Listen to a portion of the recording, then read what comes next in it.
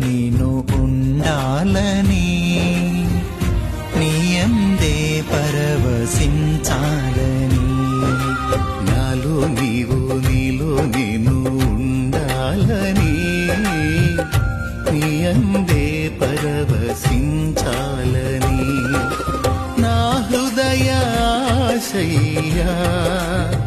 ప్రియుడా యేసయ్యా